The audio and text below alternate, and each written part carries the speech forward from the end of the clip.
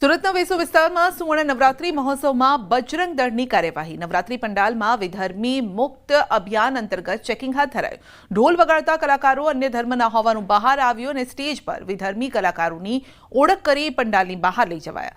બજરંગ દળ વિધર્મી મુક્ત નવરાત્રીની વાતો કરે છે, પરંતુ બજરંગ દળની વાતને એક કાનેથી સાંભળી બીજા કાનેથી બહાર કાઢી વિધર્મીઓનું બેન્ડ રાખવામાં આવ્યું. એક બે નહીં 15 વિધર્મી કલાકારોને રાખવામાં આવ્યા. આયોજકોને અગાઉ બેન્ડ બદલવાનું કહેવા છતાં બજરંગ દળની વાતને નકારી અને સાથે જ ગરબા આયોજનના મુખ્ય સ્પોન્સર બજરંગ દળ અને વીએચપીના પ્રમુખો હોવાનું પણ સામે આવ્યું છે. તો શું બજરંગ દળ વિધર્મી મુક્ત નવરાત્રીની માત્ર વાતો કરે છે? માં અંબાની આરાધના એટલે કે નવરાત્રિ અને નવરાત્રિ આવતાની સાથે જ હિન્દુ સંગઠનો એક્ટિવ થાય છે અને વિધર્મી મુક્ત નવરાત્રિની મોટી મોટી વાતો કરે છે. દર વર્ષે સુરતમાં પણ આ જ પ્રકારે વિશ્વ હિન્દુ પરિષદોએ બજરંગ દળોએ તમામ લોકો રસ્તે ઉતરે છે અને વિધર્મી જો નવરાત્રના સ્ટેજ ઉપર સિક્યુરિટીમાં દેખાશે તો તેમના વિરુદ્ધ કાર્યવાહી કરવાની મોટી મોટી વાતો કરવામાં આવે છે. સુરતમાં પણ આવું જ કંઈ બન્યું છે ગઈકાલે. આવો જે કાર્યકર્તાઓ છે આપણે એમના જ મોઢે સાંભળે કે શું ઘટના હતી. પહેલાં તો આપનું નામ? પ્રતાપ રાજપુરોહિત, બજરંગ દળ અઠવા જિલ્લા સંયોજક. પ્રતાપભાઈ, શું ઘટના બની હતી કાલે? કેમ વિરોધ કરવા પહોંચ્યા હતા? દર વર્ષની જેમ આ વર્ષ બી શરૂઆતથી બધા આયોજકો જોડે અમારી વાત થઈ હતી કે અમે વિધર્મી મુક્ત નવરાત્રી કરશું, એક બી વિધર્મીને એન્ટ્રી નહીં આપશું. સુવર્ણ નવરાત્રીને અમને શરૂઆતથી કમ્પ્લેન હતી કે તેને વિધર્મી બેન્ડ રાખ્યો છે. જ્યારે એમની અમારે જોડે વાત થઈ હતી અને છેલ્લા દિવસ સુધી એમ કીધું હતું કે હું બદલું છું, પણ એણે બદલેલા નથી. જ્યારે અમને ખબર પડી ત્યારે એણે એમ કીધું કે ભાઈ અમારી પાસે ખાલી 4 જ ઢોલવાળા છે, એ કચ્છના છે અને એ 4 જણ નીચે નહીં ઉતરશે અને અમારી પાસે અમે સમય બચ્યો નથી. જેમ કે બજરંગ દળ કાફી ટાઈમથી આવી ગાઈડલાઈન આપે છે કે તમે બદલો, તો ત્યારે અમારું એની સાથે ઘર્ષણ થયું ને ત્યારે અમને ખબર પડ્યું કે 4 નથી 12 થી 15 વિધર્મી છે. આયોજકોએ બજરંગ દળની ઉપર વટ જઈને તમામ લોકોને રાખ્યા. ગઈકાલે પહેલા દિવસના ગરબા પૈતા. પહેલા દિવસે અમે તો ઘર્ષણ કરીએ જ છે. મારું મીડિયાના માધ્યમથી અને બધા હિન્દુ સમાજને આ કહેવાનું છે કે આવી નવરાત્રિને તમે બી બોયકોટ કરો અને એ આયોજકો પર બી પ્રેશર કરો કે ભાઈ તમને બધા ગાઈડલાઈન આપે છે તો તમે શું કામ વિધર્મીઓને રાખો? ચલો, આયોજકોની બે જવાબદારી સમજ્યા આપણે, પણ આ આયોજકમાં મીડિયા પાર્ટનર અથવા મેઇન સ્પોન્સર તો તમારા બજરંગ દળ અને વીએચપીના પ્રમુખ છે.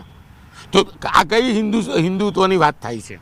અમારા વીએચપીના પ્રમુખે સ્ટેટમેન્ટ મીડિયામાં આપ્યું હતું કે અમે એ લોકોને મને નથી મળ્યું કોઈ સ્ટેટમેન્ટ. એ તમે એકવાર એમને પૂછી લો તો બહુ સારું. તો પછી હિન્દુત્વનો ઝંડો નહીં લેવાનો.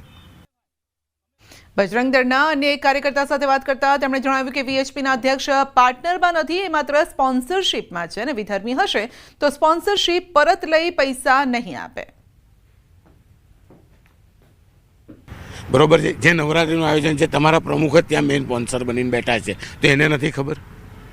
સાહેબ, મારું એ જણાવવાનું કે બજરંગ દળ હિન્દુત્વનું કામ કરે છે, પણ સાથે હિન્દુનો કયું હિન્દુત્વ? પ્રમુખ છે તે વિધર્મીઓને સપોર્ટ કરે છે. તમારી વોર્નિંગ આ વર્ષે નથી, છેલ્લા 10 વર્ષથી વોર્નિંગ હોય છે. તે છતાં આયોજકોએ વિધર્મીઓને સ્ટેજ પર લાઈન બેહાડે. 1 2 નહીં 15. અમારા વીએચપીના જે અધ્યક્ષ છે ને એ આયોજકોમાં એ પાર્ટનરમાં નથી, એ સ્પોન્સરશિપમાં છે. સ્પોન્સરશિપને જ્યારે કોઈ એક લિસ્ટ આપવામાં નથી આવતું કે અમારી પાસે આ બેન્ડ આવશે કે આ આવશે કે તે આવશે, પણ એ લોકોએ આ સ્પોન્સરશિપ આપી છે, એ લોકોએ ધંધાકીય આપી છે.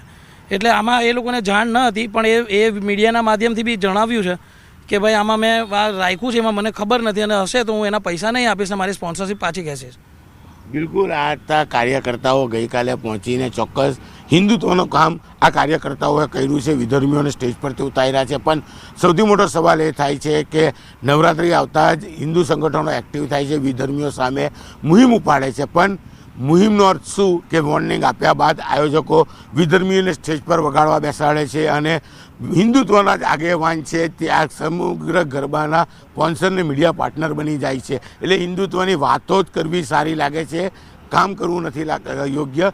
માત્ર નવરાત્રિ આવતા જ હલકી પ્રસિદ્ધિ મેળવવા હિન્દુ સંગઠનો બજારમાં રસ્તા પર ઉતરીને પ્રસિદ્ધિ મેળવતા હોય તેવું આ ઘટના પરથી સ્ફલિત થાય છે. કેમેરામેન જીગર ગુગલ સાથે કીર્તેશ પટેલ, ન્યૂઝ 18 ગુજરાતી, સુરત. તો આ તરફ વડોદરામાં અશ્લીલ હરકત કરતા યુવકો ઝડપાયા છે. ગરબા ગ્રાઉન્ડ નજીકથી ઝડપાયા છે યુવકો રસ્તા પર ઊભા રહી યુવતીઓને ગંદા ઇશારા કરતા હતા. વીએચપીના કાર્યકરોએ યુવકને ઝડપી પાડ્યા. તમામ યુવકોને પોલીસના હવાલે કર્યા છે, તો યુવકો પણ માફી માંગતા જોવા મળ્યા હતા.